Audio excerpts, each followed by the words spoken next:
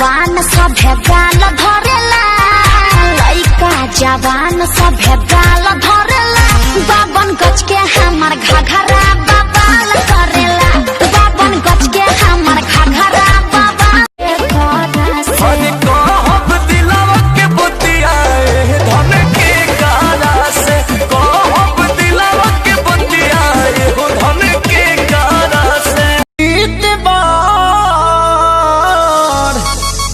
लागे डर देवार करी घातिए राजा, दिन रात रहे छतिए पर हाथिए राजा।